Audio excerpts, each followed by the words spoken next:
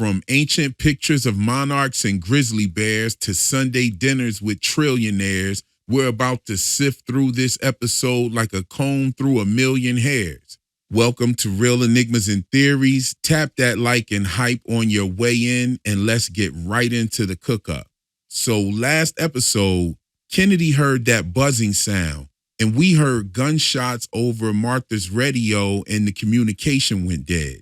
This episode, we pick up right there, and if you look closely at the reflection in Kennedy's helmet, you can see the drone flying away while Kennedy plays possum.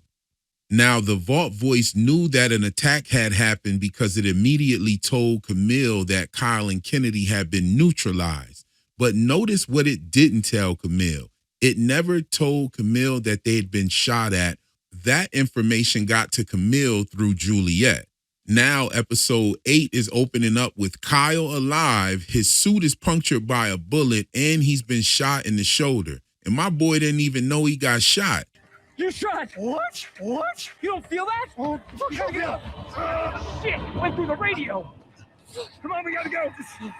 One thing he did figure out quickly was that poison. When one of the kids asked him how does he know that he doesn't have the poison, he basically says if there was poison outside, that it would be inside of his suit because he'd been shot. And there you have it.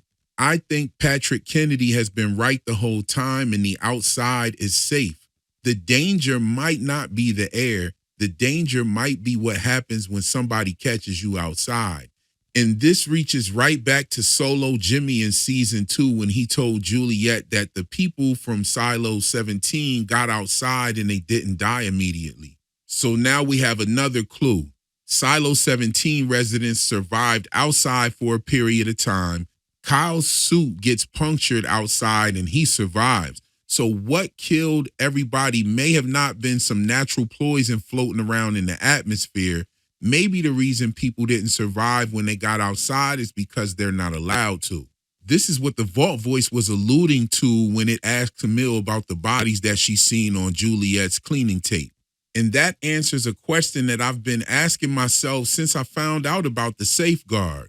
Why would you need a safeguard pipe if the air outside is poisonous? Why not just open the door and let the poison in if you wanted to kill everybody? I'm tripping because Kyle figured out that Kennedy was right and nobody's even talking about it. I don't know if all of those bodies outside of Silo 17 were shot by armed drones because it would take a lot of drones to kill that many people. And the voice said that they had stopped the safeguard temporarily. So I'm wondering if there's a pipe outside that spits the poison out when the people go out to clean and then it kills them. In season 1, before Juliet went out to clean, I thought that they were putting some kind of poison inside the suit before they went out. I mean, we saw both of the Holstons go out to clean and there wasn't no bullets or anything like that. So I was thinking that they were putting poison on the inside of the suit. Now we have 2 living witnesses standing outside with compromised suits. Kennedy helps Kyle get into Silo 17, and he found the same crowbar that Juliet used to pry through the airlock in season 2. They beat the door until Solo Jimmy and the kids hear them inside, and 2 of the girls came to let them in. Then we get something I really liked, and that was seeing the kids use the books to save Kyle. And they didn't have a functioning medical department, but they did have the knowledge, the books, the chemistry equipment, tools. They even had soldering irons, and they used the book to help him with his gunshot and to also rebuild the radio. And we get another look inside of Silo 17's vault. They have these 2 iron old spiral staircases. They got the medical imagery right by the spot where they were patching up Lucas, the caduceus, scientific equipment for all types of uses, cultural instruments for the highest science, music. They got djembe drums and French horns. It's pretty lit up in there. And they look like they're actually using these things and learning. Books about all types of animals. Kennedy's looking at the pictures of the bears and butterflies like he just walked into a museum. I mean, their vault is like an ark of culture and science, music, knowledge. You know what I mean? And Lucas has been in 2 vaults now because he was actually the shadow in Silo 18, and now he's over in Silo 17 looking at all the juicy stuff that they got over there. So Solo Jimmy repaired the radio, and we finally get to hear the other side of that transmission that stopped Juliet's people from blowing up the wall in Judicial. Kennedy tells them that Lucas got shot. Juliet gets to speak with Solo Jimmy, and everybody's still talking in code because Silo 1 is listening. And Juliet lets Jimmy know that there's another mission connected to the story of his mother. And that mission is the safeguard pipe. Kennedy, Jimmy, and the kids locate the pipe and discover the entrance has been welded shut from the inside. So they cut their way through, and inside they find Jimmy's mother who died stopping the poison. That means that both Jimmy's parents gave their life protecting him. His father died protecting Jimmy in the vault, and his mother died protecting the silo from the safeguard. And Lucas pretty much tells him that. But Jimmy doesn't want anybody touching her body, and those kids are ready to make sure that Kennedy respects that. So Kennedy backs off. And he later talks to Jimmy about death rituals and whatnot that they have in Silo 18. And he tells Jimmy about how they bury people and they bite the fruit and throw it into the hole. And Kennedy says his wife is buried under a peach tree. There goes those peaches again. Now, Kennedy also tells Jimmy something else that caught my attention. He says that the people in the silo used to love hearing his stories about how the outside was safe, but he says it turns out that that was all bullshit. But Jimmy gave him a quick look that caught my eye, maybe because Jimmy knows something that hasn't clicked in Kennedy's mind yet. In my silo, people liked what I had to say about the outside. Total bullshit, turns out. It may have not been bullshit because Kyle is standing inside Silo 17 with the bullet hole through his suit, proving that the air did not instantly kill him. Eventually, Jimmy agrees to move his mother, and they perform a ceremony for her, and they can finally study what she did to get that safeguard cap. And that's a pattern that we've been finding over and over this season. You can't just move forward until you deal with the dead or the forgotten. Mission's diary, you got Robert's journal, you have Jimmy's mother, Bernard, he was forgotten or presumed to be dead. Then you also have Gloria, who was forgotten, but she also had forgotten. It's almost like everybody's digging up something that the system tried to either silence or leave behind. And while all this was going on, the vault voice summons Camille again, and it tells her that the surveillance drone searched the area and Kyle and Kennedy's bodies were gone. Now, stop right there real quick. Okay, last episode, the voice told Camille that these men had been eliminated like it was a settled fact. Now their bodies are gone. So that means Camille has another receipt that this thing can get it wrong or that it lied to her. And I think Camille is finally starting to wake up. The voice asks, is she okay? Camille sarcastically hits it with that, why are my cortisol levels high? That little hint of sarcasm in her voice let me know that she knows that something isn't right. Earlier in the season, I think Camille was kind of freaked out by the voice telling her it could read her cortisol levels and her biological responses. Now she's throwing that claim right back in its face. You told me you could read me, so why are you asking, pretty much? You feel me? The voice has been presenting itself like this all-knowing intelligence that has to, quote-unquote, run the numbers. But Camille is now watching Robert, Juliet, and Bernie outsmart this thing in real time. Now Kyle and Kennedy survived when it said that they were neutralized. So I know Camille is feeling the effects of sitting on the sidelines in terms of information. She doesn't know shit that's going on. So she goes down to judicial seclusion where she has Robert locked up, and she tries to work him over real quick by bringing him some food. Look at her twiddling her wedding ring a little bit. And then she starts talking about Anthony, but she slides right towards the questions that she actually once answered, but Robert picks up on it immediately, and that shit doesn't work straight up. He tells her, I don't even know who you are anymore. And for real, Where she messed up at was bringing this man a plate of food in that dirty ass holding cell. I don't care if it's been 400 years or what. I know I'm not eating in there after I've been touching on the walls and shit.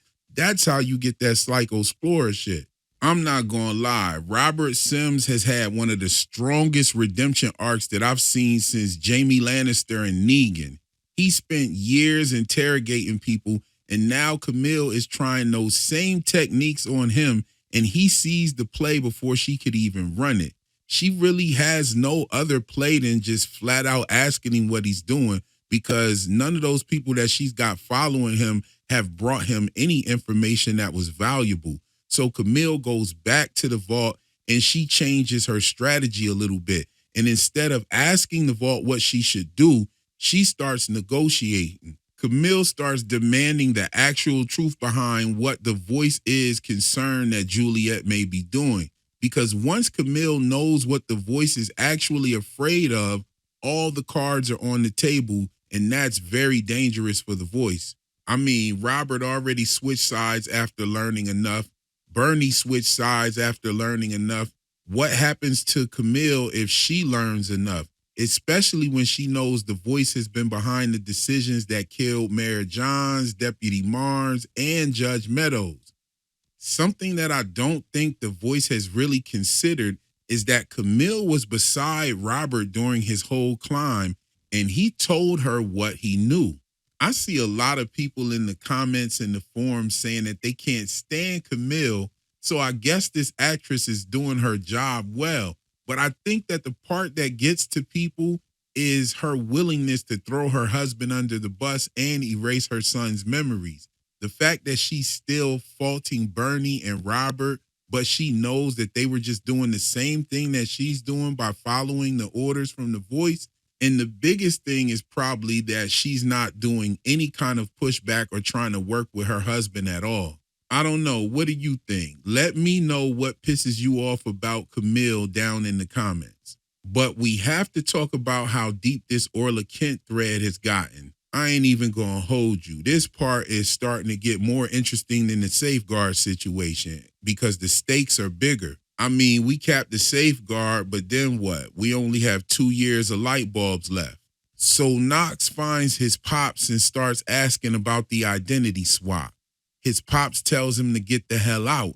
Knox hit him with the right hook, then he fell out. Pops got snappy. This scene reminded me of Popeye when he met Pappy. Papa? I ain't nobody's papa. You one-eyed, fish-faced, sissy-pated, snipple-snapple. Your casking shatters on poop deck, Pappy. Pride of the Pacific and fodder to the shark. Hey, yo, no doubt, we calling Knox's pops Pappy from here on out. So Knox bounced and came back with Billings and Hank. Somebody go get my man Wayno a big bank and ask him, is this snitching? Nah, I'm just kidding. I mean, Knox did drop a dime on Juliet back in season 1. He fired off on Pappy and then went and got the cops real quick. Shirley called him out for snitching on Jules, but she ends up getting knocked up by the dude. Get it? Knocked up by the dude? Let me chill for somebody try to say I'm being misogynistic and rude. Anyway, Pappy denied the whole thing, but eventually admits that he made a deal with Harwood that started as some kind of drunk idea he had. Harwood later asked him to draw it up and offered him a new identity in exchange. He claims that he doesn't know whether the thing was ever built, so Billing has him redraw the device.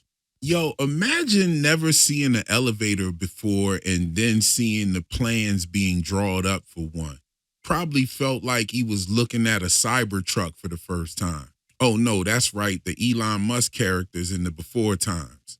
So they take the plans to Carla, and now this is where the whole Orla Kent plot starts to snap right back to season 1, because Orla told Mayor Juliet that the construction supplies were disappearing through some pathway that didn't make sense. She found the secret door after that staff meeting, and that got her deleted.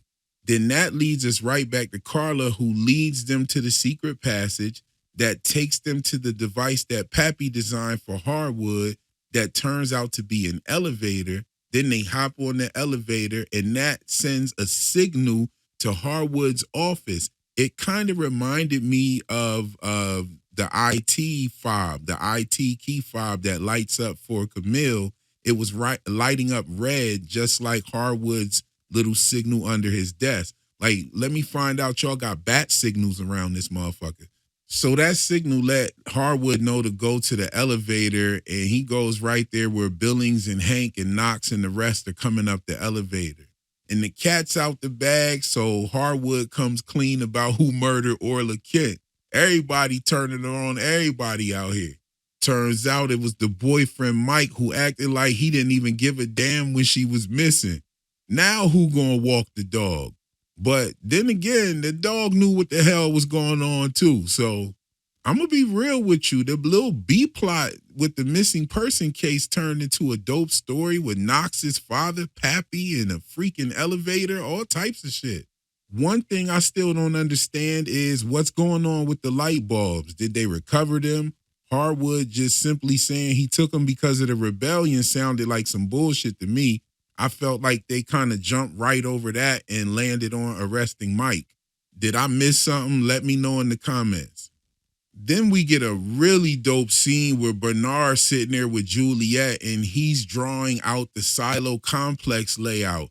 And the silo one is in the middle with 7 groups of 7 surrounding it. And Juliet starts working through the engineering, and she notes that she wouldn't send 49 pipes straight from silo 1. She would send 1 to each, so that's 7, and then she would branch it off into 7 for each silo. And that's how they're trying to figure out the mechanics behind the safeguard pipe. And Juliet comes through to question the real logic behind having a safeguard pipe at all.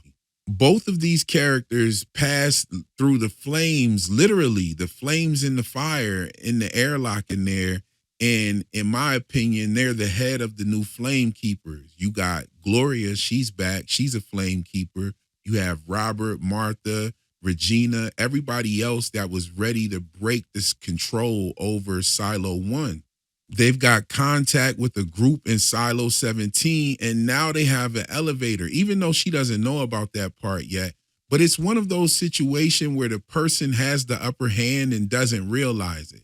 Now, Camille knows that she's behind in information, and she makes moves to close that gap, so to speak. So you have to respect that. And I'm looking at it like the vault is pretty much banking on the flame keepers not realizing that they have the upper hand.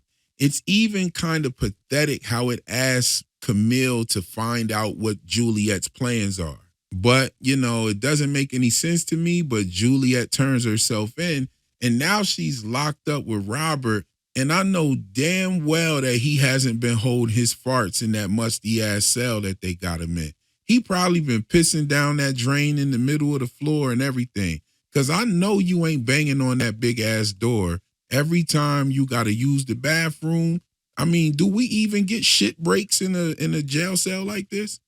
So Camille walks in and tells her husband, you chose your side. And she's right. And I wonder if she ever found out about his diary, because he's been chosen a side. Apple released a journal written by Robert Sims, and it's definitely essential reading if you're watching this show. Go check out my reading of the Sims journal. I'll leave a link at the description of this video. And if you go check that out after you watch this video, drop down in the comments over there in that video and let me know that you're there from watching my episode 8 breakdown. Now, let's get into the before time section, because I need to address something that I said from my last video. And I said that the drill was the silo, but I think I was close, but I probably went a little bit too far.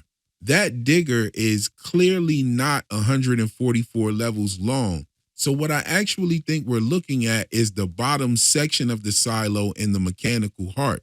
I think the drill could actually be what we see as the generator in the down deep. I do remember back in season 1 when it was said that a lot of stuff was salvaged from those machines down there. I think they were actually talking about the arms of the drill. But Daniel is standing underneath, staring up at his own technology. And from that angle, it looks like Optimus Prime curling his toenails. But look at the machinery, the drill arms, the central structure, that big outer metal ring is what we see down there in the void, those dormant drill arms. But then we see that outer metal structure looks like the same framework that they walk across, and we saw Juliet and George laying on that one time. Now, in the Silo title credits, they show us people walking around on something that appears to be an actuator. It doesn't look like these people are on the stairs. There's this actuator shape, and this is what an actuator looks like right here. But, you have this actuator shape, and these are all the components of an actuator when it's taken apart. So this is what you see, this resin block right here gives you a good illustration of that. And we see the people walking inside of this in the silo. Now look around the excavation site. You have conveyors, you have trucks, you got massive amounts of earth and material being pulled from that hole. And that dirt is not waste either. I've been seeing a few comments in my comment section asking about where does all the dirt go to from the digging, the silos, and the current mining that we see going on. And I think it's repurposed as like concrete and glass, maybe even ceramics and aggregate. So I think that they used it for construction material inside of the silo for some of those things that they are able to replace that wouldn't be in critical supplies like glass, and we've seen Mark working in the metal processing place where he was making the weapons and stuff like that. And they probably have other processing places throughout the down deep and throughout the silo. So the drill is obviously not the whole silo, but it has created the underground void where the names of the many who rebelled against the pact. And when the silos were built, they made sure that they put the vault voice down there as well. And when I think about this, it takes me straight to Yemus Vara, one of the oldest underground survival stories we have. Now, Yima comes from the Avesta. In Divinidad, Ahura Mazda warns Yima that a catastrophic winter is coming that'll destroy life on the surface and orders him to work the earth and construct a protected enclosure that has water, food, and its own light. And that makes me think of the silo automatically, but it also makes me think of all the Iran material that they have in the before times, because that's where the Vinidad comes from, the Avesta. And I definitely feel like this is intentional because Charlotte is sent to a mission connected to Iran. Daniel's brought onto the Iran committee. And behind that whole storyline, we have an ancient Iranian account about a ruler building an artificial world beneath the earth to preserve life from an unavoidable catastrophe. And that's exactly what Stinson is describing. And I didn't think that the before time section of this video was going to turn into the esoteric breakdown part, but here we are, because Stinson talking about what was going on just reminded me of Yemus Vara. Now, here's a little crazy part. Yemus Vara is divided into 3 sections. 9 streets is the largest section, 6 streets is in the middle part section, and 3 streets in the smallest section that is like directly in the middle. So you have 9, 6, and 3, and all of those equal 18, which we are in Silo 18. I definitely think that that's an intentional esoteric nod that they put in the show. And I also think that it connects to our Georgia Guidestones theory, because they're talking about, selecting certain types of seeds. Now, here's where the whole thing really connects, because Yemus Vara was not built to save everybody. He was instructed to bring a selected men and women along with selected seeds and the best animals, the best plants, and the food so that life could survive once the destruction was over. And that connects directly to what we see in the silo, and especially with Senator Thurman's daughter calling the people seeds. And when you look in the silo, the sanctioned relationships are preserving a carefully designed sample of humanity. So that Iran storyline points us towards the ancient Iranian blueprint behind the entire Silo project because it connects to the show and one of the oldest underground stories about chosen people. Now, I could go on and talk about this. This was in my notes. I didn't plan this. I did put this in my notes, but I didn't plan to put it in the video because I was really going to do a side video about Yemas Vara, the Georgia Guidestones, and how it all connects to Silo. And I still might do that, but that what I just gave you was just a little taste. If you know any more about that subject, feel free to drop down in the comments and let me know your 2 cents. You could even go look it up and we can start the discussion before the video even comes out. Now, when Daniel, Helen, and Charlotte are taken to the ranch where everybody finally starts explaining what this project really is, Stinson initially talks about the silos like giant seed banks for art, literature, science, human knowledge. But Helen, she calls it out right away because it doesn't fit. Because why do you need a seed bank with no fly zones? And why all the secrecy? And something that I noticed is that Senator Thurman and her daughter seem to do the talking for Stinson whenever the conversation gets a little uncomfortable. It's like they move like cult members. They finish each other's thoughts and they deliver the same rehearsed narrative like they've already got it practiced how they're going to spin it to the public, which makes sense considering their plan to eventually leak the Silo project themselves. Now, in a year or 2, Or 3 or 4. when word about what we're doing here leaks out, And we'll make sure that it does. it will be called Stinson's Folly. Now, Stinson tends to hesitate when the conversation reaches one of those like moral edges, but that's when Senator Thurman or her daughter will step in with that cold logic. But, you know, her daughter's actually, that's what her daughter's job was, to pretty much work on her speeches and things like that. To, you know, remember her mom said she was the writer in the family. I think they handle the talking for him when it comes to stuff like that, because those types of messages are not going to sound good coming from the mouth of a trillionaire. So Helen was sitting there and listening to what they had to say until she realized that they were trying to sell her a cover story about Charlotte's mission. I mean, they even told her that she was going to be the one to release the story about the silos. So I'm thinking that this is why they're trying to plant this version of the story and what the silos are really about in her head. So when she does her reporting, you know, she'll be pretty much using their talking points. But she snapped out on their ass real quick, put 2 and 2 together that Charlotte's squad was used as bait. And then Charlotte flips out into a panic attack. And Serkovich and Ann rush to calm her down. And they tell Daniel and Helen to stay back. But Helen ends up apologizing and they return to dinner. And Stinson tells Helen to go ahead and get it all out. Ask him anything she wants. And she asked him about the cost of running the silos until they're done and ready to be actually operated or occupied. And Stinson explains another layer of the silo plan that was really interesting.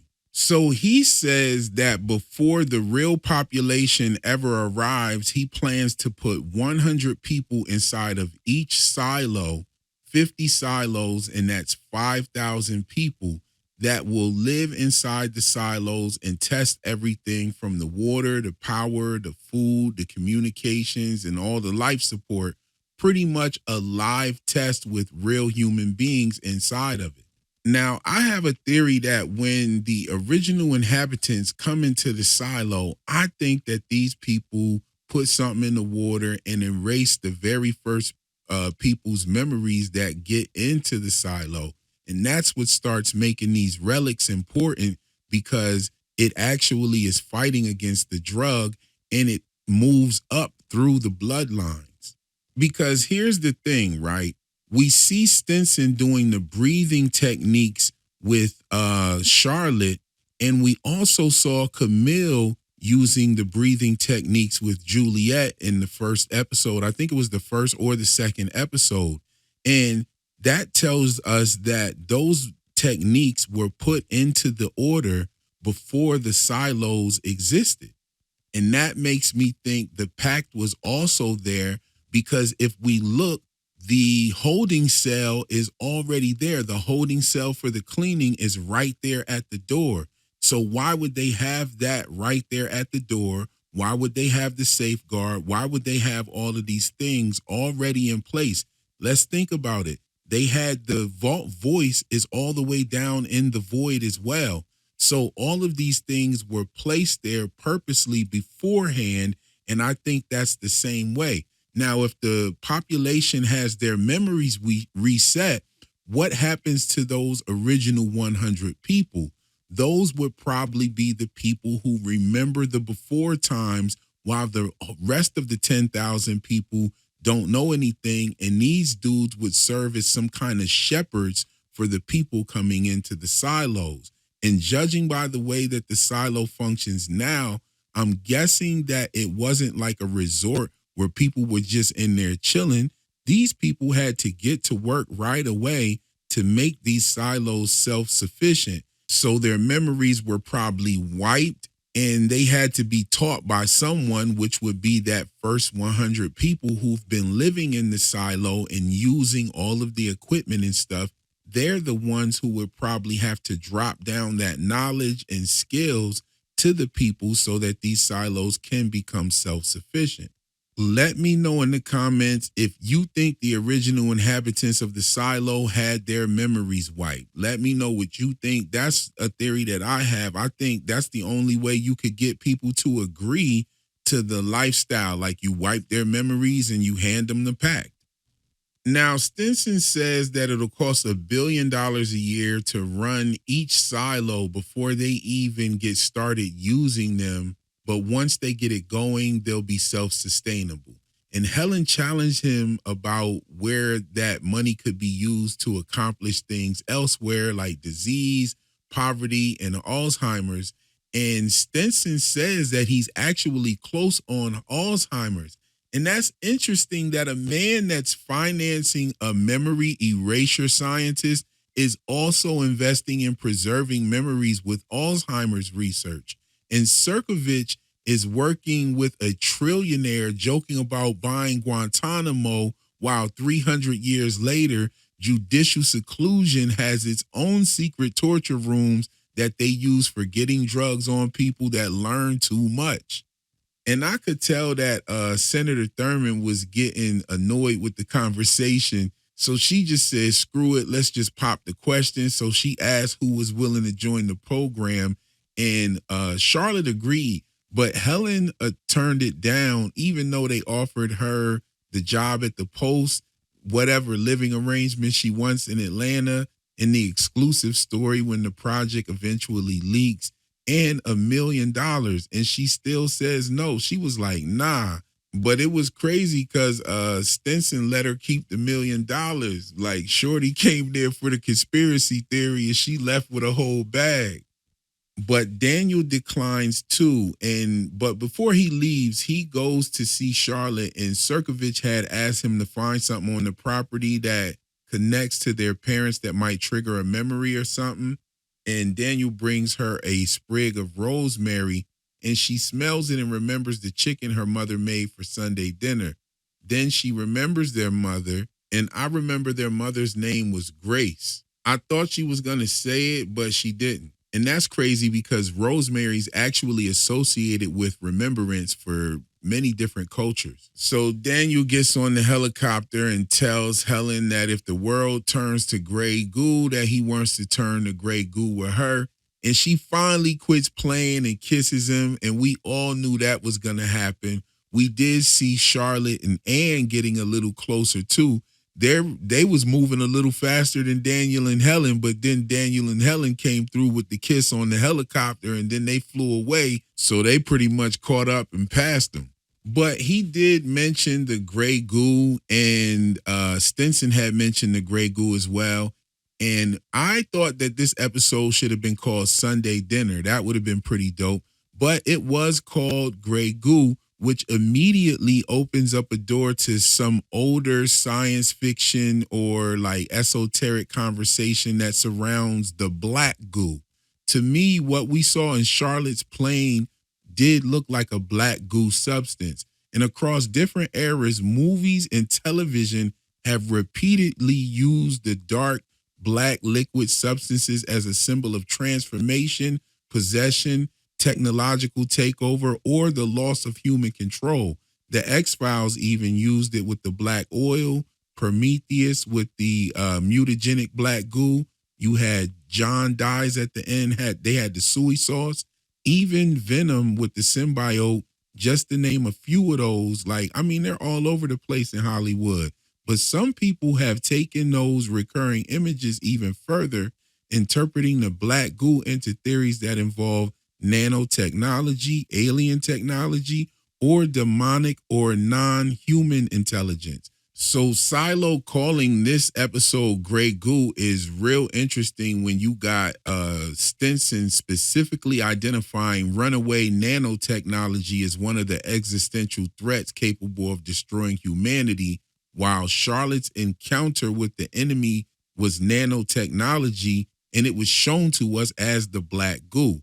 So it's pretty much landing directly inside that symbolic conversation that Hollywood has been feeding for a long time around that whole black goo situation, but they just flipped it and called it Grey Goo. Like I said, Sunday Dinner would have been a better name for this episode because that was the memory that Charlotte got was of Sunday Dinner, and the whole before time scenes was them sitting at dinner. I thought Sunday Dinner would have been dope. Let me know in the comments what you think.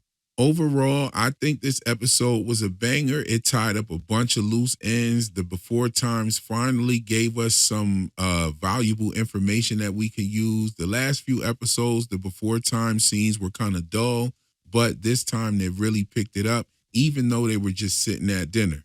Let me know what your thoughts were on this episode.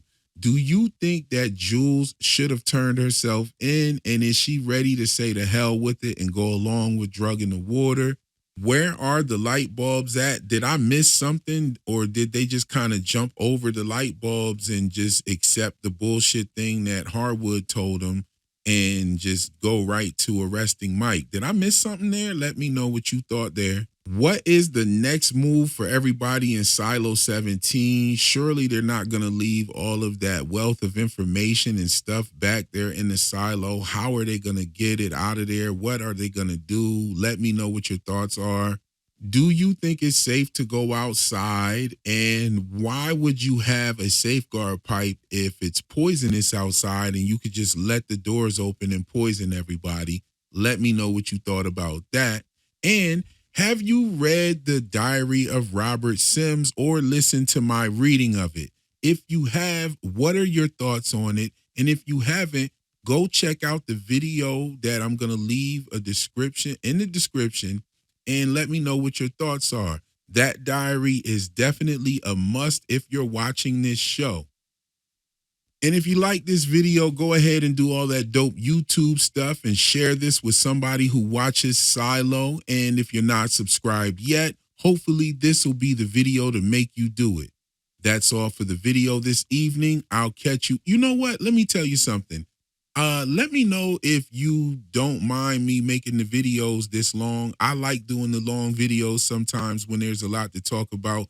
I don't just do a recap. I get into a little bit of esoteric breakdown, some hidden meaning, and I definitely like to talk about the mindset of the characters and stuff. So let me know if that is cool and that's what you like about the videos. You know, give me some feedback. That's all for the video this evening. I'll catch you in the next one. Peace.